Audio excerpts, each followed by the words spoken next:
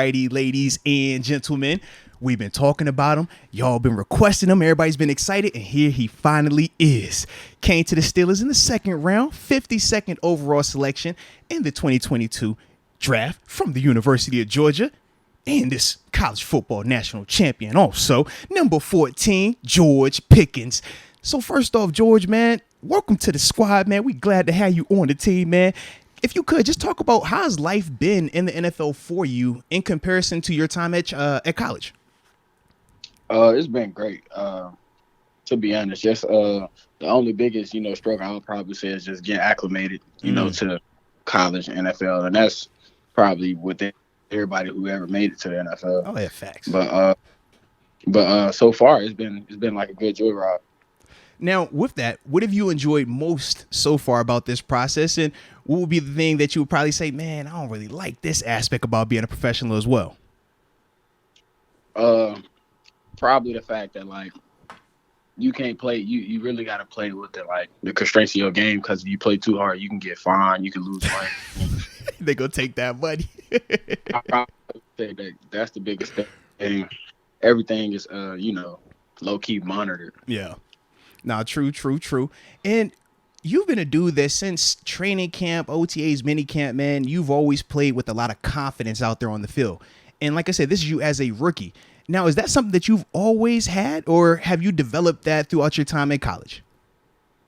It's something I kind of always had, just I'd probably say just growing up. My older brother playing football, my older brother with older guys all my life, for real, really, the game of football, a lot of people who live up on top the game don't never humble them. And I feel like I got humble, at a young age. So I kind of worked my way up to the top. All right, dude. Everyone's wondering, you changed on your Instagram bio that you don't want to be known as NFL Youngboy anymore. You said, I'm GP, fuck NFL Youngboy. What's going on there? Yeah. It's really self-explanatory, for real. I really don't. When did you hit the point? When were you done with it? To be honest, bro, I wasn't really really never a big fan of it. That was really what the fans was going on with, and I'm just a laid back type person. So I just let it. I ain't gonna be a person no, I don't. You know what I mean? Stuff like that. So I just let it, linger on, and then it kind of got low key corny. So I was like, you feel me? I never really accepted it anyway. I was just telling people I'm GP. You feel me? It's kind of dead now. No, I like that. And that is what he said to his hands. He's like, it's GP. Respect. I like it. Now, I want to talk about, when you first coming out of high school, man, because obviously you playing down in Hoover, which is a powerhouse down in Bama. But just talk about your high school recruitment and ultimately what led you to commit to the University of Georgia, because obviously we know Auburn was in the mix and stuff like that as well.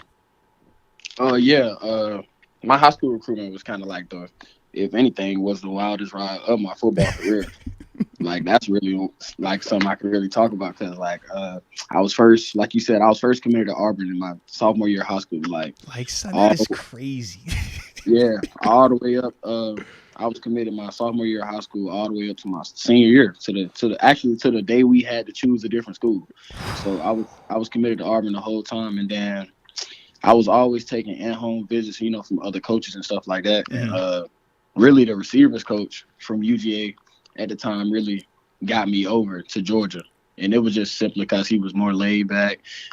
They message, UGA message was more that's one of them schools mm-hmm. I mean, we want you, but we're not really going to beg for you and stuff like that. You know what I mean? Yeah. That's really what's more real to me. I'm all about, you know what I mean? That was way more real. So I was like, I might as well rock with them. And then when they see my talent, they can, diversify from there. And that's basically what happened, bro. On signing day, I flipped.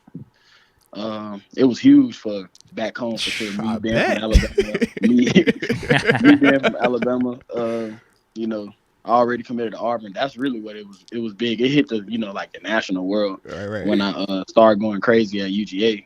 But that's really the story, bro. I flipped on signing day to UGA. That's wild. Now, did you ever have any second thoughts on that once you made that decision? I kind of did, but then I didn't at the same time. When you're young, because I had to talk to Coach Malzahn before I switched. Mm-hmm. Yeah, so that's the only thing I really second thought, because after you make the phone call, you gotta have some, some nuts to even say that. No, Then you facts. gotta Yeah. go in here, get on camera, and pick up a whole nother school. So at Yeah. first, me being young, I was like, oh, should I have done it? And then when I did it, I was like, you might as well make it worth your while, and Yeah. because you can always change the result. Yeah. Nah, that's dope though. And shout out to you at least being man enough to actually pick up that call, man, because like you said, not everybody does that, man. But you did it right though, man. Now, Yeah. and then obviously you go on to Georgia and y'all go out and win the Natty last year, man. So just talk about what was that experience like, man, the college football playoffs and stuff like that, man. Oh, it was crazy. College football playoffs was like one of the most craziest things to be a part of. Just us being a part of it our first year last year. And like I said, when I committed to UGA, I didn't know, but at the time we had the #1 recruiting class over Alabama. So like all those times I already knew I would be at practice. I'd be like, yeah, these guys legit. And then my junior year, I tore my ACL like in the spring. Got back, played the last 4 games, and when I was in the Natty, I was just thinking like, it's like when you come back from an injury, and you still reap the benefits of like the reward. Yeah. So you low key like, all right, you gotta win. You feel me? Like you gonna have to win. Like you just tore your ACL. Right. In the national championship, it don't matter what happened. It could be a close game, but something's gonna happen, and that's kind of what happened, bro. It was a close game. We got a pick 6 at the end and won the game. No, facts. And you had a big catch in that game too, man. So Yeah. like I said, man, definitely was a dub across the board, man. Hey, did you have any doubts about coming back and playing at the end of the season last year? Were you thinking draft stock at all? How you coming back could impact that? And to follow up, like, where was your draft stock? Like, did you have projections coming in? And then how did it change after that college football playoff run? Yeah, my draft stock before was pretty high because my freshman year, I was like in a conversation with Jamar Chase, Devontae Smith, just as a freshman. So like my freshman year, I was, they're like, oh, first round. Then when I got hurt, I just wanted to come back really for my team, to be honest to you, bro. Like, just to win a Natty and play with them again. I wasn't even really thinking about the draft. I was going, you know what I mean? Like, I was going to do whatever I had to do when it came to that point. But at the time, I was just like, come back with my guys and play. See, and that's dope to hear because obviously we know now as the draft season gets bigger and stuff like that, guys always pulling out of games, whether it's playoffs or even regular bowl games. But it's actually cool to hear your mentality in the sense that you're like, man, I don't care about any of the other stuff. I'm coming back for my team. Like, I'm coming back for them. So now that's definitely dope right there, man. Yeah, it's really like really the biggest things, because the only biggest thing you got to overcome is when you do come out to that point and they be like, oh, is he fully, that's what I had to go through. Yeah. Oh, is he fully recovered? With you personally, like how I knew, me personally, I knew like, bro, I'm more than recovered. Like I can't wait for y'all to see this. Like, okay. You, like, you know what I'm saying? Like, I'll show you I'm fully recovered. But like at the time, you can't say that because like you're going through the process. Yeah. How did it feel then going after probably like where you were projected throughout college, like being a first round, like a top 10, top 15 type of receiver? And then like, here's another question. Do you know all the names of receivers that went before you in the draft? Are you one of those guys? Nah, I don't even, I know a few of them, but like, I don't really know all of them. Like, Okay. All of them. Cause I knew after the first day, I kind of wasn't.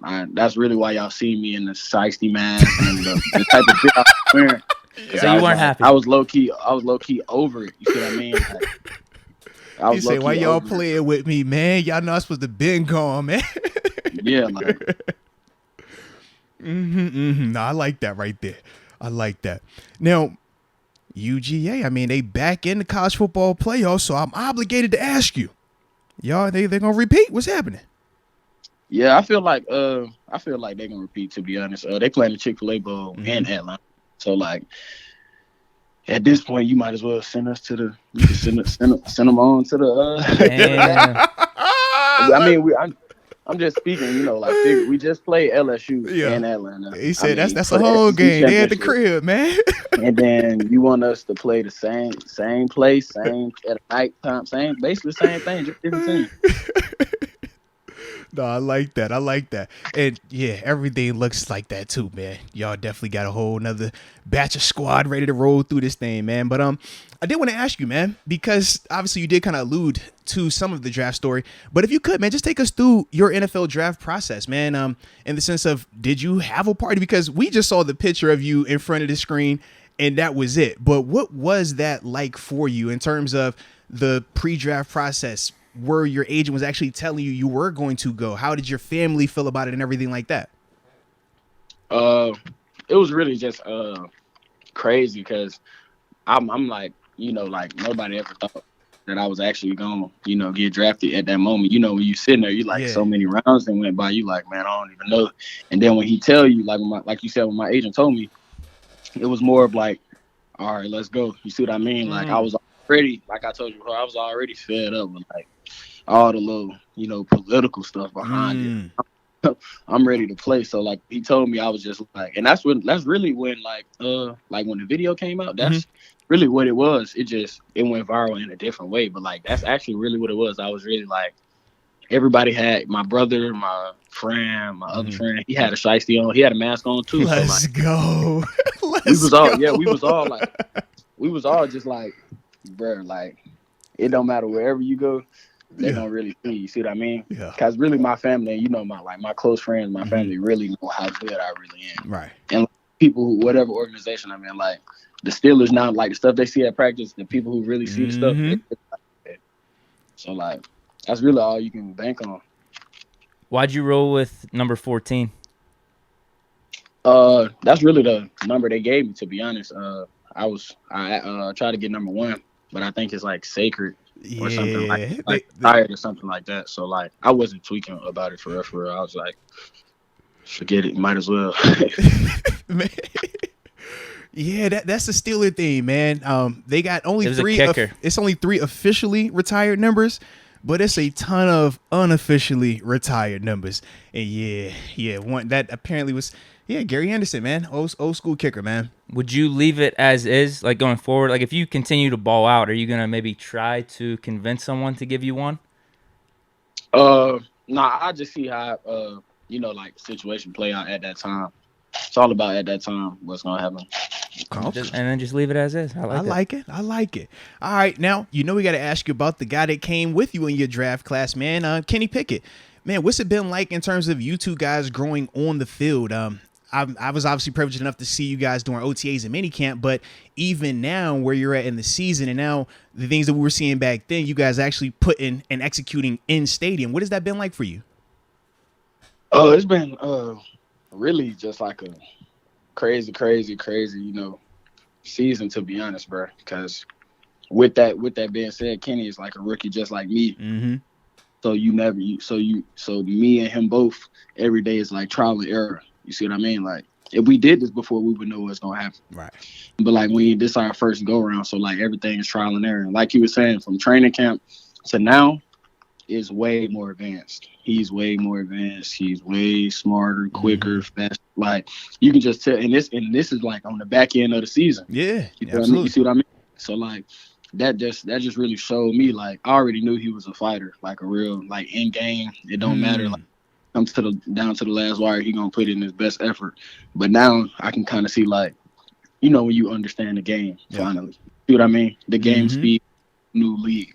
Once you understand that, then you're gonna see it, and that's kind of like what I've been saying.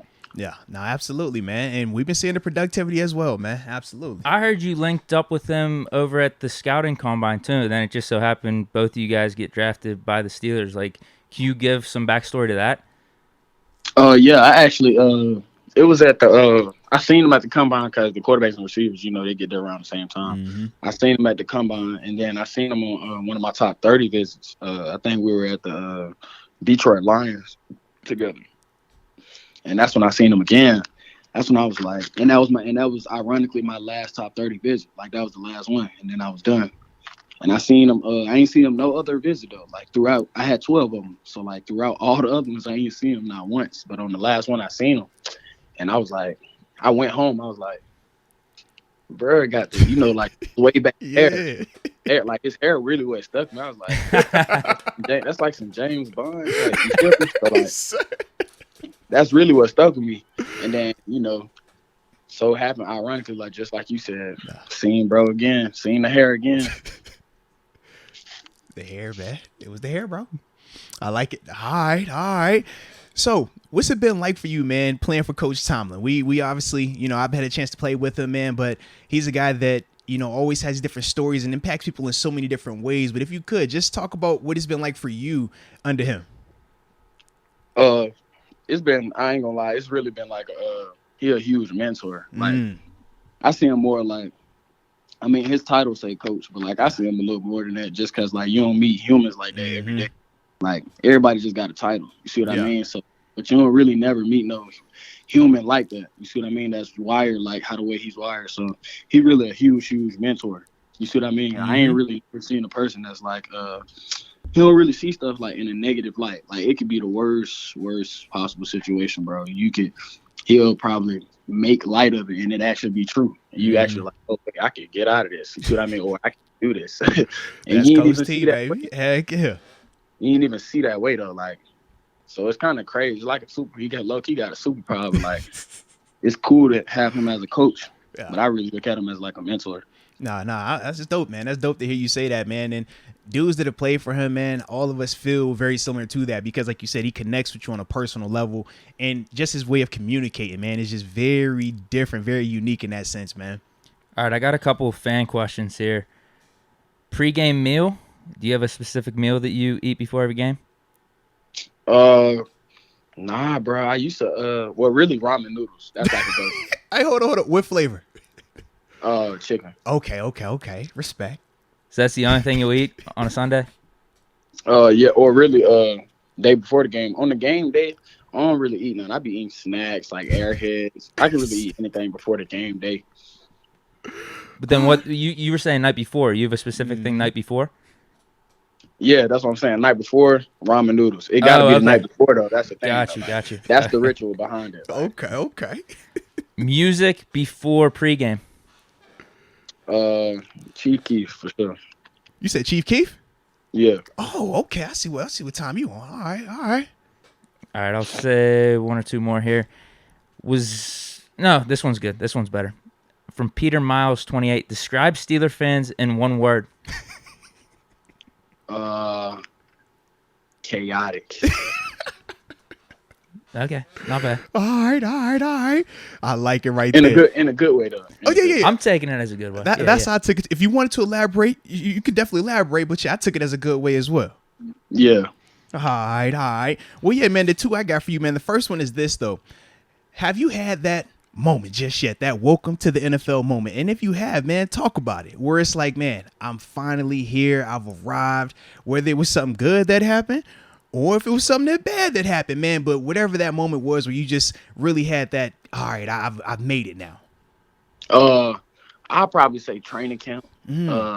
Training camp was probably the first real, like, not even I made it yet, because in training camp you ain't even made it yet. True. So like really just going through practice, and I think it was a play. I had a crack, bro. I had a crack play on the linebacker, but I missed. Like tried to throw my shoulder, and he went around me, so I missed. And I ended up after I missed, I was off balance. I ended up running into a D line, and I got through on the ground, bro. This is when I knew. When I got through on the ground, and I looked up, and I was like, and then I looked at my receivers coach, and he was looking at me. I was like, yeah, I'm in the league for sure. Like, this is some crazy. Like, yeah. Nah, respect. And then the final one I have, man, is obviously we know you got the Baltimore Ravens prime time this weekend, man. How are you feeling about the matchup, man? And without sharing too much, just, but ultimately, how you feeling, though? Or maybe even reflection on the first matchup, absolutely, right? That was man. your first Steelers-Ravens game just a couple weeks ago. Yeah, the first one was a real good outing. But for the Sunday night game, it's gonna be a real good outing too. Us as a team trying to, really us. Like I said about Kenny earlier, everybody just been in that lab working. Even though it's towards the end, we kind of click right now. So like it's kind of like middle of the season mentality, even though it's towards the end. So we really just in the phase of working, and I feel like it's gonna be a good outing for all of us. Nah, no doubt. I forgot this fan question. This one's pretty good. Your top 5 receiver rankings. Ooh. Hold on, my fault. I can hear you. Top 5 receiver rankings. This one's another one from the fans. Oh, top 5 receiver rankings. Number 1 probably Calvin Johnson. I just looked up the other day. He like on the receiver like 1,900 yards. Okay. So Calvin Johnson number 1. Number 2, Randy Moss. Okay. Number 3, I'm gonna have to go. In my book, bro, this is just my book. Number 3, Devontae Adams. Okay. Wow. Number 4, I'm gonna probably go Julio. Okay. And number 5. We got. You got some names out here now. Ooh, Yes, got some names out here. people out there. Mm-hmm. People out there. Number 5, I'm gonna have to go. I'm gonna have to go T.O. T.O. Okay. No Jerry Rice. Okay. Now, really, number 1, me. Nah, this is Fair like, enough. But yeah, All right. No Jerry Rice on the list. Yo, you there? yeah. Why no Jerry Rice? Oh, really? Because Jerry Rice was like to me, he was more of like I'm more of like a athletic, bendy type receiver. Mhm. Jerry Rice was more he perfected the fundamentals to where you can't guard it. That's all. That's really what I feel like what played a big part of it. And then back then, fundamental wasn't in, so fundamental was the new thing. Just like now, the new thing is swaying, doing all this whatever the new thing is. That's what's gonna really put you in the game. And back then, it was just football, and Jerry mastered the fundamentals of it, so they weren't guarding them. Okay, and you're not feeling little receivers I see either, man. Where's AB? I was about to say, you ain't got no little guys up here, bro. AB probably number 6. I ain't gonna lie. Okay. All right. That works right there, and that works. AB probably number 6. What was really wrong, I was thinking old heads. That's really what it was. I was thinking like older. Yeah, it's all good. Hey, remember, it's your list. Your list can't never be wrong, man. Yeah, so if AB is number 6, then AB is number 6. It's all good. Yeah. Well, I guess he's 7 if Pickens is 1. Well, yeah, there we go. There. All right, this is the last one. I'll give you some context. We've been asking every guest that comes on here this question. Question of all questions right here now, George. Get ready. This is serious stuff right here, man. The reason we asked this is because Kevin Dotson, your teammate, last year tweeted out that he said he could defeat a cheetah in a 1v1 fight. So that is our question to you. Do you believe you could beat a cheetah in a 1v1 match? Like as in like a wild animal. Yeah, the cheetah, like the actual animal. But y'all in a fight, no weapons. Yeah, like an octagon, MMA type fight. Yeah, your boy Dotson said this. Now, this is what Dotson said. And since then, everybody that comes on, man, some of these guys believe that they can, others not so much. So we trying to hear from you, man. How you feel? I'm gonna keep it G real with you, bro. Hell no. Nah. Wow. I ain't gonna lie. I think you're the first one. Yo, let's go, man. You're the first one I ain't gonna lie. I'm season. gonna fight for my life. But I am not winning, bro. I'm gonna die, bro. I swear, I would have not expected you to be the first one to say that they couldn't. Now, I'm with you. I said it myself. I don't think that anybody hand-to-hand is beating a cheetah 1v1. Everybody's, oh, man, I'm going to choke it, headlock it. I'm like, bro, they got teeth and claws. Yeah, like you're not gonna actually like. That's what I'm saying. Like they gonna all fight for their life. Yeah, but they not actually gonna like. I ain't gonna lie. They not gonna kill it. Like beat them. They not gonna actually beat the cheetah. They gonna fight for their life though. Yeah. Okay. So shout out to that right there, man. There we go. Ladies and gentlemen, that's George Pickens. So, man, once again, man, we definitely appreciate you, though, man, taking time to hop on the show with us. Big fans of you, man. We wish you nothing but the best going forward, too. All right, man? Appreciate you. No doubt, bro. I appreciate it, bro. Peace.